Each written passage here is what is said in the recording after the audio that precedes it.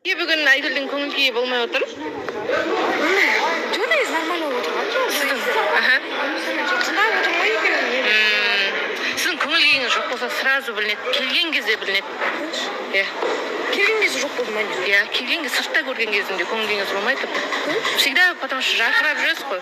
Ал былай көңіл күйіңіз сразу көрініп қалады. Сіз ең бірінші келген кезде бастап өзіңіз өзгергенмін деп ойлайсыз ба? Өзгергенмін деп? Қай жағынан? Барлық жағынан. Мінез жағынан болсын, өзін қалай ұстау керек, моменттерде сақтап қалу деген сияқты моменттер, яғни бұрын адам не айтты, тура солай қабылдай салатын, ал қазір на самом деле не айтқысы келді деген сияқты нәрселер. Біраз нәрсе өзгерді. Иә, қатысушылардың көбісі Айгүлді өзгерген деп жатыр. Жақсы жағынан деп жатыр енді көбісі, бірақ ең бірінші мен үшін де Айгүл, мен жаңа айттым ғой, Аида өзгерген деп, сосын Айгүл өзгерген себебі. Иә, өйткені үміткер болып келген кезден бастап есімде да. Сіз білесіз ба, үміткер болып келіп, сізді кездесуде тастап кеткен кезі болған. Мен емес Мадина емес. Мадина екен ғой. Мен онда шатастырып алыппын. Иә. Бірақ бір жаңа үміткер болып келдіңіздер, иә? Онда мен шатастырып алғам. Бірақ Айгүл келген кезде бәріміз сондай күшті, әдемі, сұлу қыз екен деп ойлағанбыз. Ойлағанбыз ба? Иә. Жоқ, сөйтіп айтқанбыз дегенім ғой, күшті қыз келді деп ше. Үміткер болып келген кезде енді сіз үндемей, көп сөйлемейтін, сондайдыңыз. Бірақ қазіргі кезіңіз сізге больше жарасады. Жоқ, үндемей. Бірінші эфир иә үндеген жоқпын, бірақ үшінші эфирде уже ондай ұнамай тұрған нәрсені бәрін айтып кеттім ғой, и мені бәрі жаман қабылдап қалған ғой, сол кезде. Жоқ. Короче, ана жерде бір апа көріп қалдым просто. Апа саламатсыз ба? Көже бересіз ба? Тәуіржан. Тәуіржан не дегісі ғой? Иә, соны ғой. Міне сол жүріп жатыр мына. Кән, сен көріп жатсыз ба? Иә. Соны көріп жатыр. Сені айтып жатыр. Тәуіржан мынандай, Тәуіржан мындай деп. Мұхтар ушсыз. Мынау сені ақтап өліп жатыр. Қайсы? Жоқ. Кім ғой? Жоқ, бұл емес. Айгүл ма? Айгүлдің өзі. Айгүл сендер ақтап өліп жатыр. Кайф. Ой, рахмет.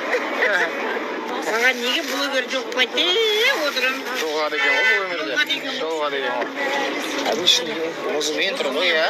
Бұлай болып тұр ғой, иә?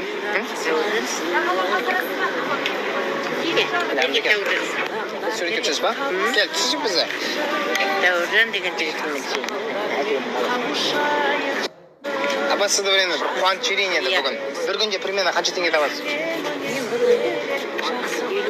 50-60 табасыз ба? 500 теңгеден ба? Иә, 500. Сонда берсе бір 50 мың. Бізден бүгін бір подарок болсын. Біз қазір, короче, бір саламен айналысып жүргенбіз ғой, сол салада бүгін бір 100 мың таптық та.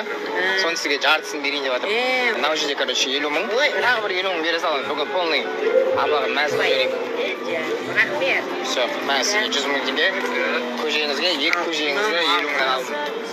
Жақсы, сау болыңыздар. Көже алуға келіп тұрыңыздар. Сау болыңыздар. Бәрі жаман қабылдап қалған ғой, сол кезде. Жоқ. Неге? Дұрыс қой, оны айту да керек. Сол дұрыс қой, енді айту керек қой. Жақсы кезде бәрі андай қабылдап қалған ғой, сондай немене бір арбатқа барып деп айтқан едім. Сосын құрметті оқырмандар, дауыс беруді ұмытпаңыздар. Айгүл маусым жұбында, маусым кездесуінде бар.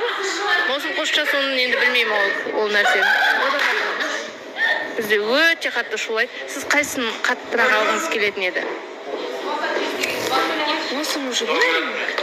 Иә? Кино уақыт Айгүлге келгенде тез өтіп кетіп жатқан сияқты, иә? Сондай жатыр ма? Солай өзгерген қатысушыны көбісі Айгүл дейді, мен де келсем, бірақ жақсы жағынан өзгерген. Сол кезде де күшті болған, бірақ қазір одан да күшті, ашық, күліп жүрген сізге более жарасады. Сол үшін күліп жүріңіз. Мың айтсаңыз сразу біліп қоямыз.